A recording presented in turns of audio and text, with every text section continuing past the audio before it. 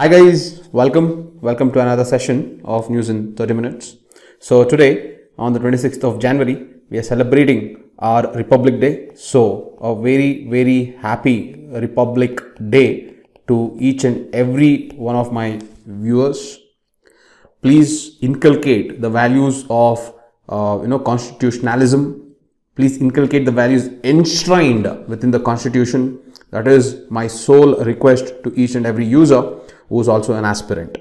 You imbibing and inculcating these values itself is the greatest thing that can happen for an aspirant who is aspiring to get into a system of the government. Okay, so not only with that, it also will help you in your exams. The respect that you have towards the Constitution will easily get reflected through your personality, through the answers that you write, through the essays that you write, and in your ethics paper. So don't think, so this is some idealistic dialogue that people will say. It definitely has a practical utility to it. So with that, try to imbibe the values enshrined in our Constitution and let constitutionalism be a way of life. With that, let us start off with some of the important issues of the 25th and 26th of January 2024. The first issue, again, what is making the lot of news is the issue of genocide and the World Court. The case of South Africa instituting proceedings against Israel in the International Court of Justice over the Gaza war is also a vital stress test for the rule-based international order. Okay, so basically we had discussed in detail regarding this World Court. Okay, another name for this World Court is the International Court of Justice. Okay, it's another name for the World Court is the International Court of Justice. This is the judicial arm of United Nations. Okay, now we had discussed in our previous video, we have discussed very much in detail regarding the difference between ICJ and ICC. ICC is known as International Criminal Court. So all those viewers who have forgotten or who have not viewed this particular difference, please take a look at it, because the difference is very important. There is very high chances that it can appear in the prelims exam that is going to be there. So I have a good clarity of what is ICJ and what is ICC. I'll not go into the depth of it because we have already done it in depth, but just to summarize the difference, International Court of Justice is the judicial arm of United Nations. So basically it settles disputes. It settles disputes between states regarding international law. Okay, whenever it comes to international law, it settles disputes between states. This states is important. It does not settle disputes between individuals. So I hope you get that. Okay. The next is, when it comes to individuals, it is this International Criminal Court. It usually is a court that will try the individuals, and as the name suggests, this court basically tries criminal. This is a criminal court, so it basically tries the criminal laws, whereas International Court of Justice mainly is considered as a civil court.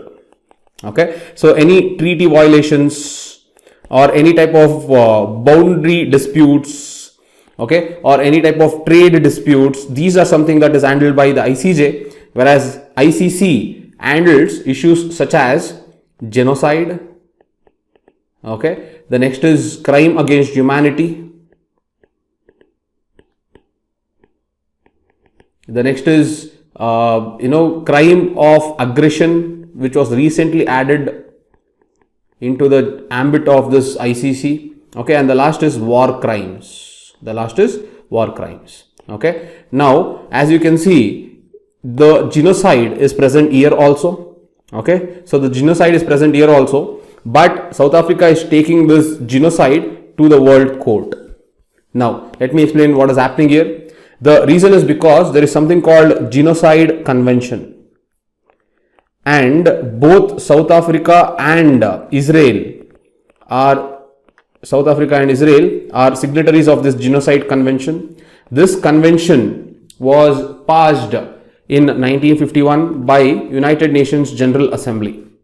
So this convention prevents any type of genocide that is committed by states. Again, I am telling, it is basically a convention to prevent genocide that is committed by states, not individuals. So whenever there is a violation of this genocide convention, that is, there is a state that is performing a genocide, then the nation can lodge a complaint in the International Court of Justice against a state. That is why now Israel has been the state that is allegedly have committed the crime of genocide. That is what is the complaint given by South Africa. Okay, so Israel, since it's a signatory of this genocide convention, it has been taken to International Court of Justice. However, let us say that someone has to complain to Hamas. Let us say that Hamas has committed a genocide, and if this particular trial has to happen on Hamas, since Hamas is a non-state actor, this Hamas has to be tried in International Criminal Court. It cannot be tried in International Court of Justice. So I hope you got the difference. So even with respect to genocide, if the punishment has to come for individuals, or if the punishment has to come for non-state actors, then it has to go to International Criminal Court. But this genocide convention, since it's part of United Nations, the signatories of United Nations, if there is a state that has allegedly committed a genocide, then the other members can take that alleged state to the International Court of Justice. So I hope you got the difference of why the genocide issue has been taken to the World Court by South Africa against Israel. Okay, so I hope you understood this thing. Now, how many judges are there within the court? What is the selection procedure? All these things have been discussed in the previous video. So I hope you can go to those videos and look at it, because I don't want you to get into again the specificities of this. Okay, but what is important, it is very important for you to know the two differences thoroughly. That is, what is the difference between International Court of Justice and ICC. One more very important thing is, this is not part of United Nations, one, and the second is, India is not a member of ICC. India is not a member of ICC, and if anyone has to be a member of ICC, then they have to sign something called Rome Statute. However, to become a member of ICJ, you just have to be the member of United Nations.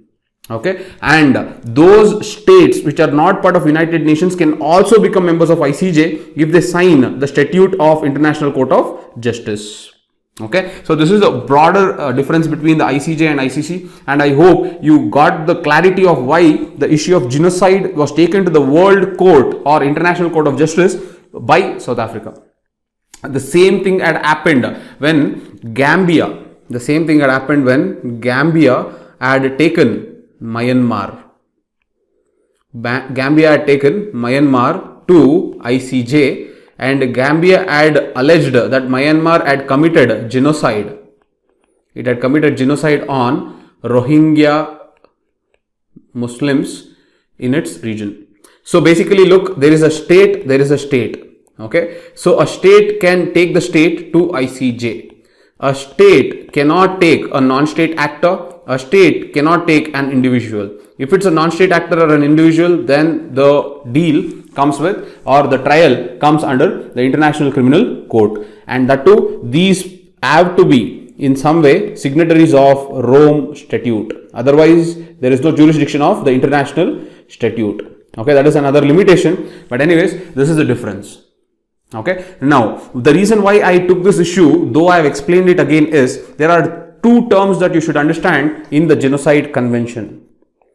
Okay, as I told you, if I take Genocide Convention, this convention basically was adopted. This convention was adopted in 1948, and it came into effect. It came into effect in 1951. So one is this. The second is, see, whenever genocide convention happens, I told you a state can take another state, and when the state is alleging that the state has committed genocide, okay, it is very, very important for this state to demonstrate. It is very, very important for the state to demonstrate a specific intent. Okay, it is important for this state to demonstrate specific intent of this state to commit genocide. Okay, and this demonstrating the specific intent becomes very, very important. Otherwise, the the complaint will not hold water. So I hope you understood the difference. This is one part. The specific intent is a keyword that you should know, that is specified in the Genocide Convention. Okay, the next is the moment a state is taking another state to the ICJ complaining about the violation of Genocide Convention. Okay, when they complain against the Genocide Convention, for example, Gambia had taken Myanmar. As I told, it had taken Myanmar to the ICJ as a violation of this convention. Once the specific intent is proved, then as soon as the specific intent is proved, the ICJ will release something called provisional measures. It releases something called provisional measures. Now these provisional measures are like interim orders.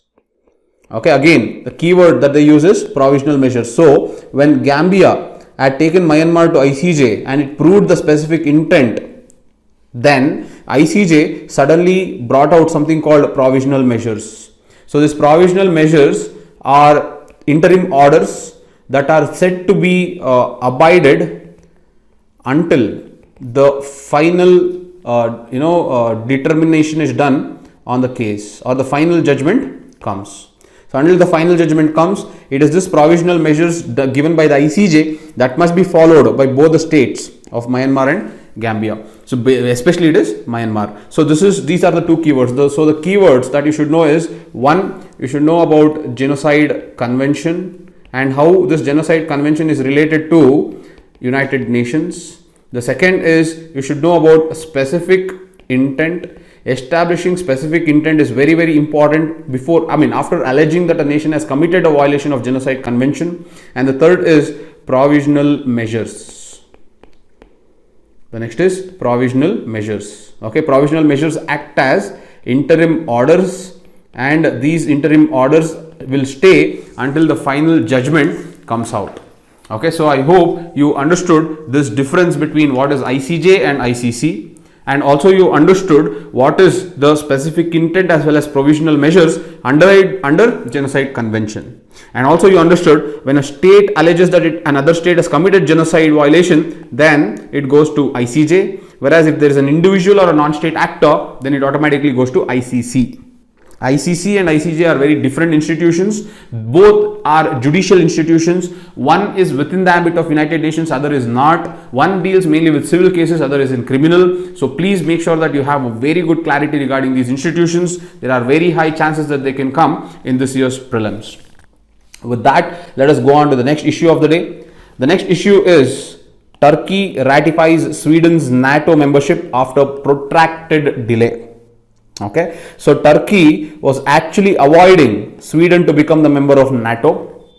Okay, let us discuss why. However, Sweden is still not the member of NATO. It is just that the Turkey is now ratified that Sweden can become the member of NATO. There is one more obstacle for Sweden, and that obstacle is Hungary. Okay, now it is Hungary that remains the only country. This is the only country that actually needs to approve.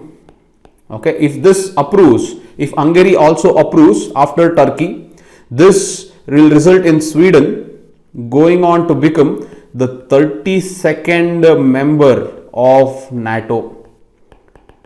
Okay, so the 32nd member of NATO. Okay, now from prelims perspective, what you should know is which are all the Nordic countries. Please know which are all the Nordic countries. The second is you should know what are all called the Scandinavian nations. What are all called the Scandinavian nations. And the third you should know is what are all the countries that border Baltic Sea. Okay, so these are the three important mapping part that you should know from prelims perspective. So please make sure that you have a very good understanding of countries that are called Nordic countries, Scandinavian nations, as well as the countries that are bordering Baltic Sea. Okay, now coming back to the issue, as to just tell you, Turkey has ratified after protracted delay. The reason why Turkey has ratified after protracted delay is Turkey actually was accusing Sweden. Okay, Turkey was actually accusing Sweden on going soft against a group, okay, that Turkey deems as terrorist groups. Okay, and the name of this group is Kurdistan Workers Party. Okay, now if you know this, Kurds, C-U-R-D-S, Kurds, these are the largest population of stateless people.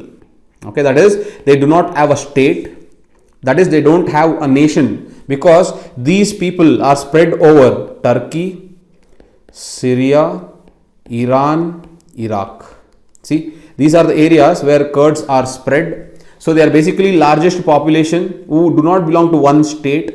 Okay, and because they are fighting for their independence, Turkey sees this particular group as a terrorist group. And since Sweden has gone soft or has created some type of a support structure for this group, because they empathize the situation of Kurds, Sweden was always accused of supporting terrorism, and hence Turkey was delaying the membership of Sweden into NATO. Now, because there was some mutual misunderstanding, now that misunderstanding has resolved, Turkey is now okay with Sweden becoming the member. As I told you, though Sweden has now become, Turkey has approved it, Hungary still remains. Even Hungary has to approve before Sweden goes on to become the 32nd member. So I hope you understood the background of this issue. Now, from prelims point of view, what is important is, if you take NATO, okay, if you take NATO, you should understand these are some of the important factual dimensions. Again, I am telling, these are some of the factual dimensions that you should know regarding NATO. Okay, the first is, it is known as a collective security system. It is known as a collective security system. The second is, it was formed in 1949 under what you call as Washington Treaty. The next is, it belongs to, or there are 31 member states. Okay, the 31st member was Finland, and this became a member in 2023. Okay, if you take the 31 member states, there are 29 member states that are European, and there are 2 member states that are North American.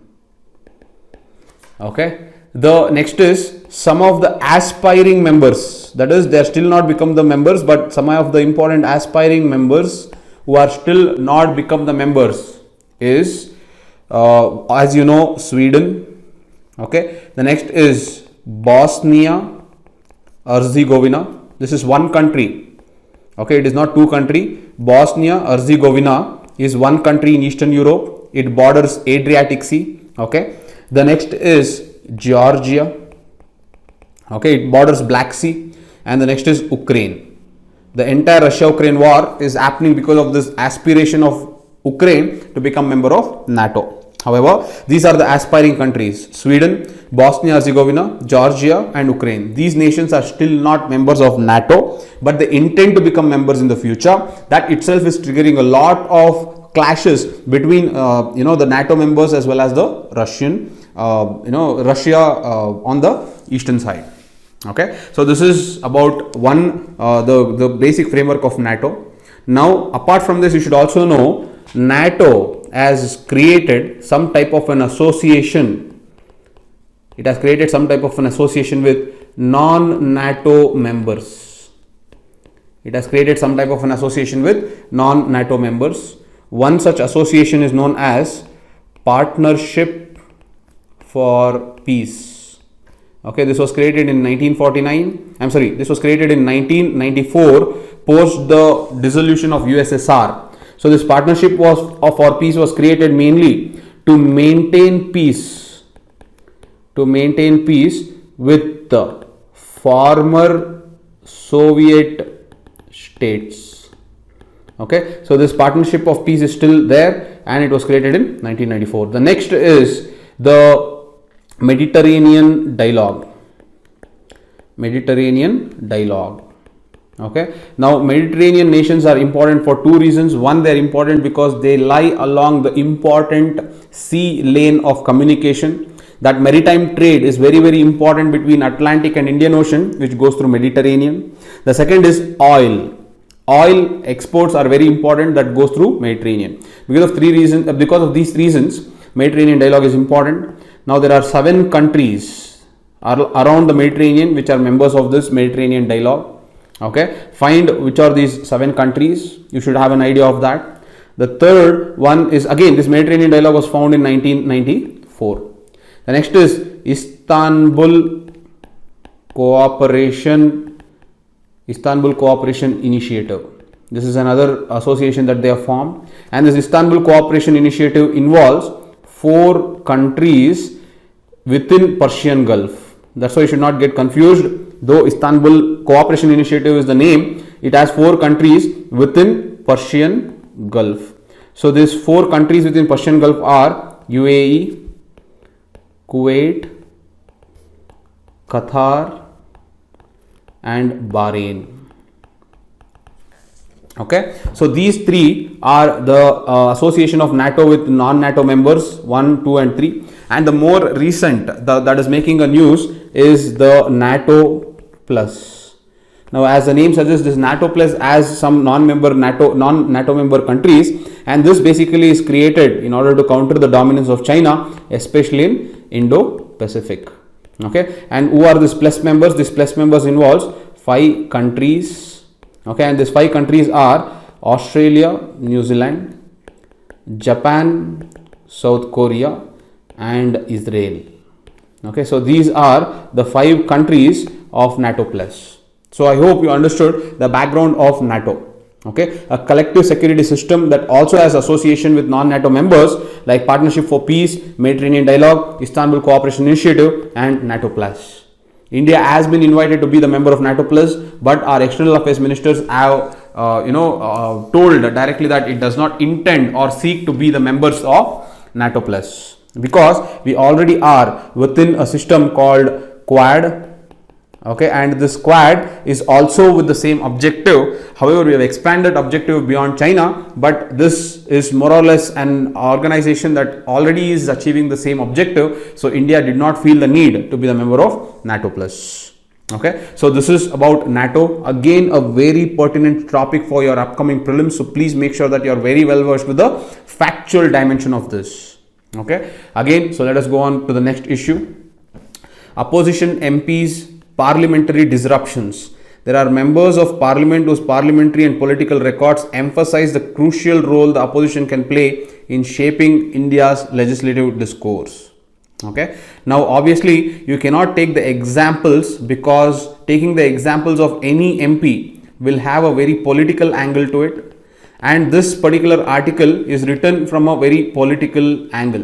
So taking any content from this and putting it in your answer is very risky. So I would not suggest you to do it.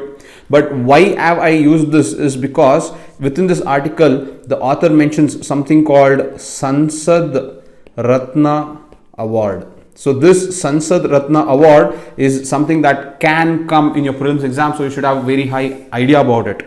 Okay. So let us talk about this award. So basically there are 2 types of awards that is given to the parliamentarians. One is Sansad Ratna Award. Okay. Another is Sansad Maha Ratna Award. Okay. So this is given annually and this is given once in 5 years. Okay. It's given in once in 5 years. Okay. The second is this is given to parliamentarians. Okay, the second is this is given to parliamentarians as well as standing committees. It is given to parliamentarians and standing committees. As I told you, since it's given annually, it is given for best performance, and this is given for best performance with the consistency. That is, you have to be consistent for the 5 years of term of Lok Sabha for you to get this Sansad Maharatna award. As you know, it is given to parliamentarians, so it is given both to Lok Sabha members as well as Rajya Sabha members. Okay, it is not only for Lok Sabha, it is given both for Lok Sabha and Rajya Sabha members.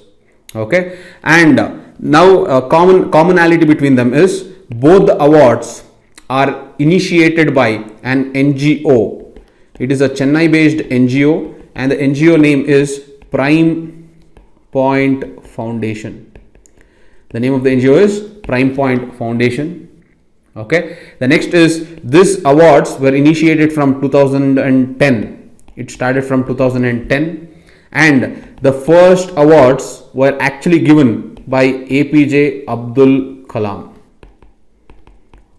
Okay, so the first awards were actually initiated by APJ Abdul Kalam. Okay, the next is the jury for this award.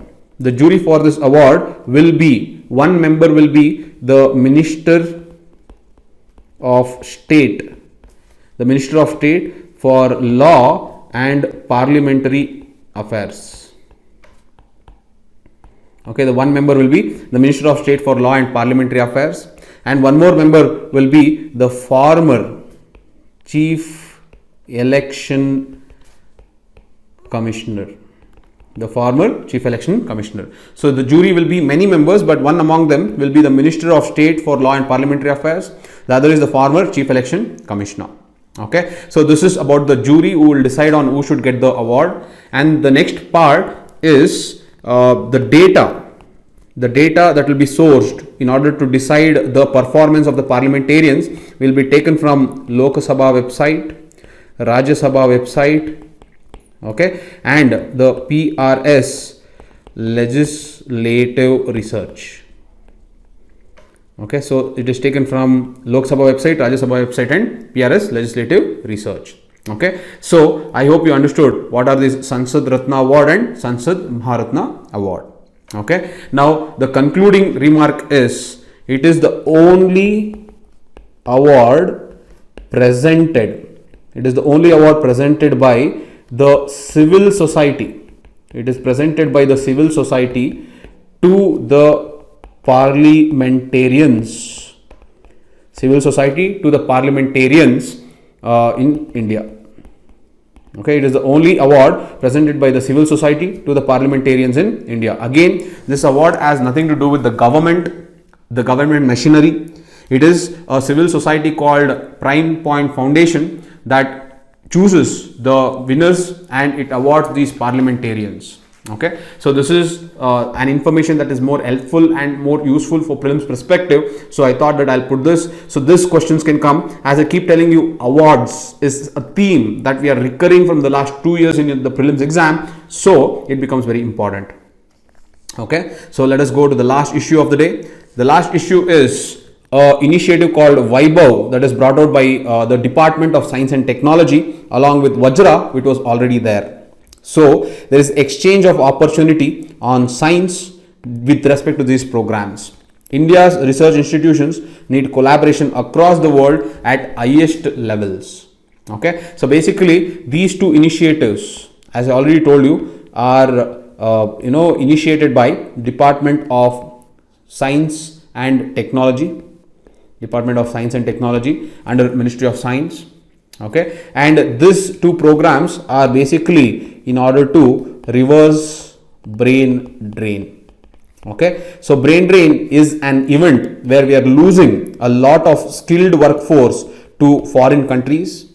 Now reverse brain drain is attracting back these skilled workforce back to our country.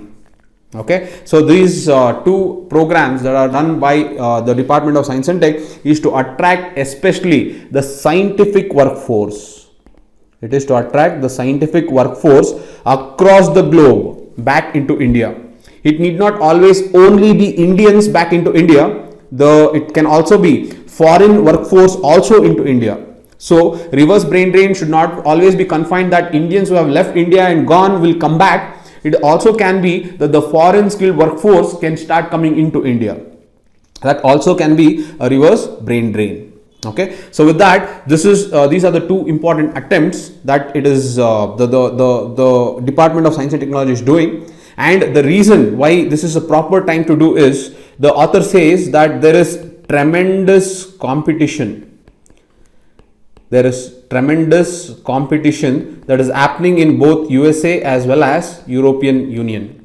And this tremendous competition that's happening in USA and Union has allowed vast pool of scientific workforce, that are lying dormant. Okay, and this lying dormant, because there is so excessive competition for the jobs in research in USA and EU, there are so many scientists who are not able to use their opportunities there, hence they are lying dormant, and hence the author says this is the right time for India to tap this dormancy and to bring these scientific workforce back into India.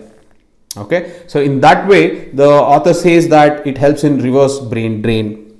Okay, that is the mains analysis part of it. But coming to prelims part of it, you need to understand what is this Vaibhav and what is this Vajra. Okay, now Vaibhav is, let me tell you the full form. Vaibhav is VAI. Okay, Vaishvik BHA Bharat Vaigyanik. Okay, Vaishvik Bharat Vaigyanik. This is what is Vaibhav. Vajra is visiting advanced joint research. Okay, it is visiting advanced joint research, that is known as Vajra. Okay, now what is the difference between Vaishak and Vajra? As I told you, both are to reverse the brain drain. Vaibhav is basically attracting scientists of Indian origin. It is attracting scientists of Indian origin or Indian ancestry.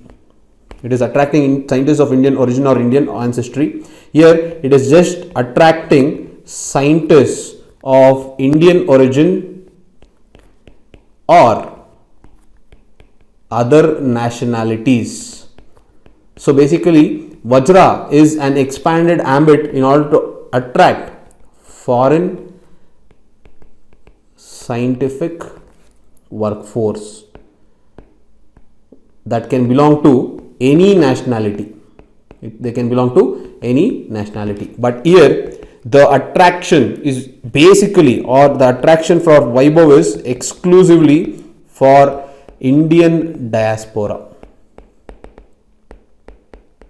Okay, so I hope you understood the main difference. Vaishak Bharat Vaigyanik is basically an attraction of scientists of Indian origin or Indian ancestry. It is exclusively for those Indian diaspora. Whereas Vajra, which means visiting advanced joint research, this is attracting scientists of Indian origin plus those scientists of other nationalities. So it can include foreign scientific workforce of any nationality.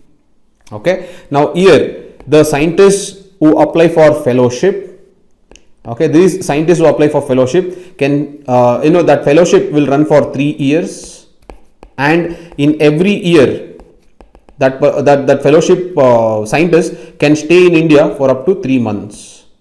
Okay, so again I'll repeat, the fellowship of the scientist applying under Vaibhav, that maximum fellowship can run for 3 years. Okay, and in this 3 years, for every 1 year, the scientist can stay for a period of 3 months. So this is Vaibhav. In visiting advanced joint research, it is a restriction of 1 year engagement. Okay, so that foreign faculty who comes to India for fellowship, this foreign faculty can stay a maximum of 1 year, whereas in Vaibhav it is a maximum of 3 years. Okay, and because here the tenure is less, the pay for the fellowship is more. Okay, here since the tenure is less, the pay is more, and since here the tenure is more, the pay is less for the fellowship. Okay, so this is the main difference between Vaibhav and Vajra. So I hope you understood the difference in the mechanism of these programs. However, so what is the essence of this program is, they attract foreign or Indian scientific workforce. Okay, so this foreign or Indian scientific workforce who will come to India can work or can begin a project. They can begin a project, okay, or they can also establish long-term connections. They can also establish long-term connections with the visiting institute, okay, and finally they can bring new ideas and innovation, okay, and also further, if this becomes more successful, they can also take under their ambit several students, and that acts as an important mode of knowledge transfer. Okay, so these are all some commonalities of both Vaibhav and Vajra. Okay, so basically they are inviting or attracting the scientific community to come to India, and they can do these aspects that in turn will help enrich the scientific manpower of India.